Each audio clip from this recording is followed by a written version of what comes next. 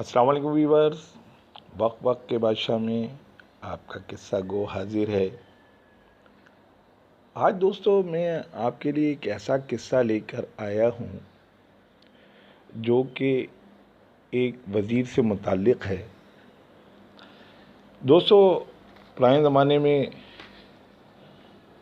دو دوست تھے، ایک اس میں سے اللہ کی مہربانی سے وزیر بن گیا اور دوسرا ایک عام سا انسان رہا۔ تو ایک دفعہ وزیر بن جانے کے بعد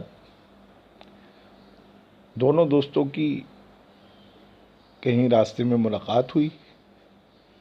دوست نے دوست کو دیکھا تو پہچان گیا، یار یہ جو عالی شان شخص جو جا رہا ہے اور جس کے چاروں طرف فوج کے لوگ بھی ہیں اور اس کی بڑی عزت ہو رہی ہے، یہ تو میرا دوست ہے۔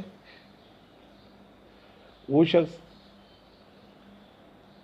چونکہ غریب آدمی تھا، اس کی ہمت تو نہ ہوئی، لیکن وہ اس قافلے کے سامنے سے گزرنے لگا۔ دوست کی جب دوست پر نظر پڑی تو اس نے اپنے سپاہیوں سے کہا کہ ان صاحب کو عزت و احترام سے میرے گھر لے کر آؤ۔ دونوں دوست جب ملاقات ہوئی تو ملاقات ہونے سے پہلے دوست کو اچھی پوشاک پیش کی گئی، نہلا دھلا کر وزیر صاحب کے سامنے پیش کیا گیا۔ دونوں دوست ایک دوسرے سے مل کر بہت خوش ہوئے۔ دوست نے دوست سے دریافت کیا، دوست آپ ماشاءاللہ اتنے بڑے وزیر کیسے بن گئے اور یہ اللہ تعالیٰ نے آپ پہ کرم کیسے فرمایا؟ دوست نے دوست کو قصہ سنایا کہ دوست ایک دفعہ میں بازار سے گزر رہا تھا کہ میں نے بادشاہ کے نقیب کی آواز سنی جو کہ یہ اعلان کر رہا تھا کہ بادشاہ سلامت کے ایک سوال کا جو بھی شخص جواب دے گا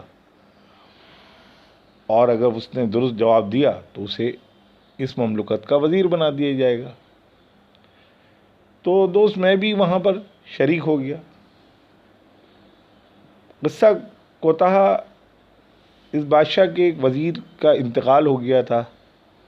بادشاہ اس کی ذہانت کا بہت متعارف تھا، اس کی عقل مندی پہ اس کو ناز تھا۔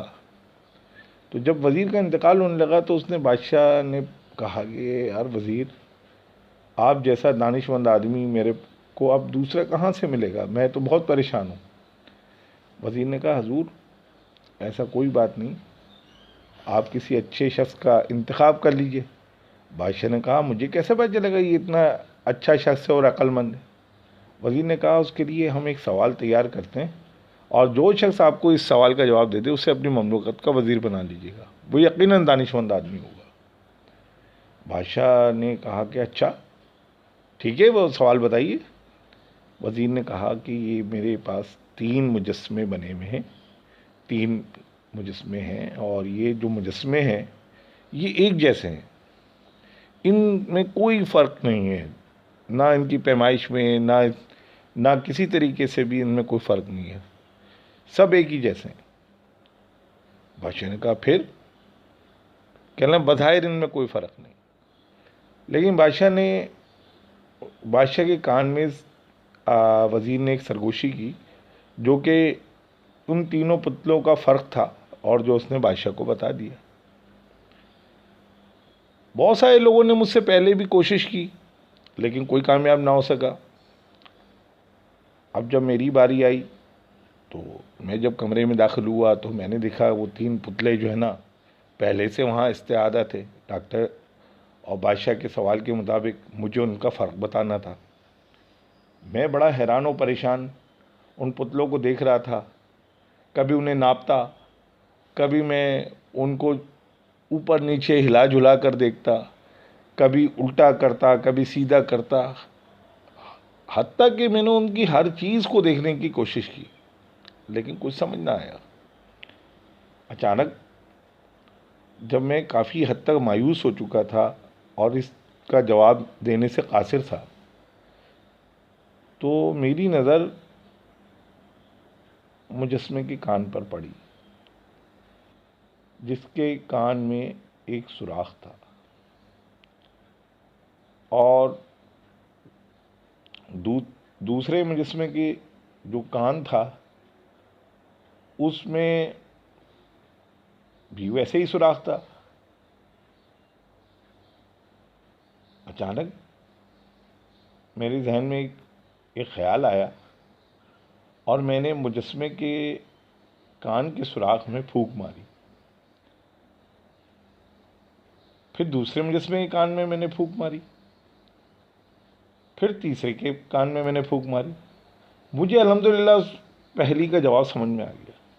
میں نے فوری طور پہ جو نقیب تھے ان سے کہا، ہرکاروں سے کہا کہ بادشاہ سلامت کو بتا دیجیے کہ مجھے اس سوال کا جواب معلوم ہے۔ بادشاہ سلامت نے فوری طور پہ دربار کا اعلان کیا، مجھے بلایا گیا، پوچھا بھائی آپ بتائیے آپ نے کیا جواب اس کا پایا۔ میں نے کہا حضور میں آپ کو عملی وہ مجسمے یہاں منگائے جائیں، میں ان کا آپ کو عملی طور پہ جو ہے نا کام کر کے دکھاؤں گا اور اس کا جواب بتاؤں گا۔ بادشاہ نے تینوں مجسمے منگوائے۔ میں نے پہلے مجسمے کے کان میں پھونک ماری اور میں نے بادشاہ کو بتایا بادشاہ سلامت یہ سب سے اچھا اور معیاری شخص کا مجسمہ ہے۔ بادشاہ کہنے لگے بھائی وہ کیسے؟ حضور جو میں نے پھونک ماری ہے وہ اس نے پیٹ میں اتار لی۔ اس کا مطلب یہ ہے کہ یہ ایک ایسا شخص ہے جس کو اگر کوئی بات بتائی جائے تو وہ کوئی راز بتایا جائے تو اس راز کو پیٹ میں رکھے گا، کبھی کسی پہ ظاہر نہ کرے گا۔ بادشاہ سلامت کے چہرے پہ بے انتہا خوشی کے تاثرات نظر آئے۔ بادشاہ نے کہا اور دوسرا؟ حضور والا میں نے جواب دیا یہ دوسرا مجسمہ جو ہے یہ ایک کان سے سنتا ہے اور دوسرے کان سے اڑا دیتا ہے۔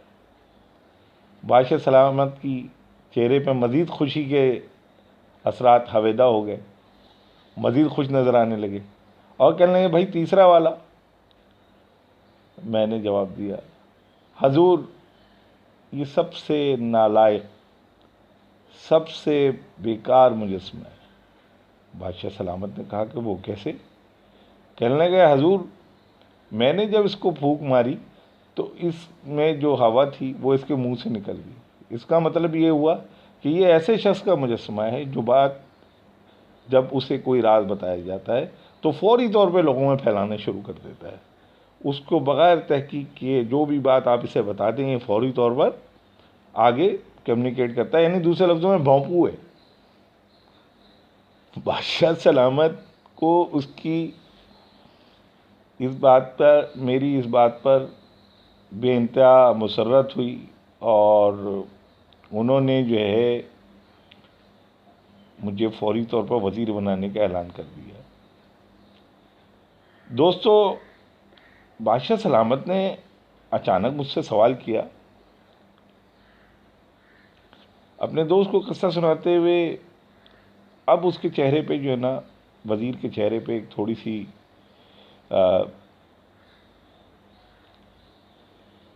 ایک نورانی کیفیت طاری ہو گئی۔ اس نے کہا کہ مجھے حضور علیہ الصلوۃ والسلام کی ایک حدیث یاد ہوئی جو کہ حضرت انس سے متعلق تھی کہ حضرت انس ایک دفعہ کہیں بچوں میں کھیل رہے تھے رضی اللہ تعالیٰ عنہ، تو کہیں بچوں میں کھیل رہے تھے تو حضور نے انہیں کسی کام سے بھیجا، آپ جناب تشریف لے گئے اور جب وہاں سے تشریف لائے تو کافی دیر ہو گئی۔ والدہ محترمہ نے پوچھا کہ بھئی اللہ کمی بیشی معاف فرمائے، کیونکہ حدیث کے معاملات میں عموماً آدمی کو یہ کہہ لینا چاہیے کہ اللہ کمی بیشی معاف فرمائے، کیونکہ ہو سکتا ہے ہم وہ اس انداز سے نہ بیان کر پائیں۔ تو دوستو انہوں نے فرمایا کہ والدہ محترمہ میں حضور علیہ الصلوۃ والسلام کی خدمت میں حاضر تھا، ان کے حکم سے کہیں گیا تھا۔ ماں نے پوچھا بیٹا کیا بات تھی؟ بتایا اماں وہ بات آپ کو بتانے والی نہیں ہے، میرے آقا نے کی بات ہے اور مجھے اس بات کے لیے جو ہے حکم دیا گیا تھا کہ کسی کو نہ بتائیں۔ ماں بہت خوش ہوئی اور فرمایا کہ حضور کی تمام احکامات کی اسی طرح سے حفاظت کرنا۔ حضور علیہ الصلوۃ والسلام کے تمام اقوال کی اسی طرح حفاظت کرنا۔ تو دوستو، وزیر نے کہا کہ مجھے اس وقت حضور علیہ الصلوۃ والسلام کی یہ حدیث، یہ حضرت انس کا واقعہ میرے ذہن میں فوری طور پہ آ گیا، اور میں نے کہا کہ میرے آقا علیہ الصلوۃ والسلام نے سب سے زیادہ ان کو اس لیے پسند فرمایا تھا کہ وہ راز کو راز رکھتے تھے، اپنے دل میں پوشیدہ رکھتے تھے، اس لیے سب سے اچھا انسان وہ ہے جو راز کو راز رکھ سکے۔ تو دوستو، امید ہے کہ آپ کو آج ہماری یہ کہانی پسند آئے گی، اور اس پہ لائک اور کمنٹس کرنا مت بھولیے گا، اور بیل آئیکن کو ضرور دبائیے گا۔ ہمارے چینل کو سبسکرائب کرنے کے لیے آپ کو کہنا، میرا خیال ہے کہ آپ جیسے عالمانہ ذہن رکھنے والے لوگوں کے لیے بار بار یہ ریکویسٹ کرنا بھی مناسب نہیں لگتی، لیکن یہ کہ میں آپ لوگوں سے اپنی ریکویسٹ اس لیے دہراتا ہوں کہ تاکہ آپ لوگوں کے ذہن میں ہمارے اس چینل کو کامیاب کرانے کے لیے اگر کوئی لائے عمل ہے تو ہمیں ضرور بتائیے۔ جزاک اللہ۔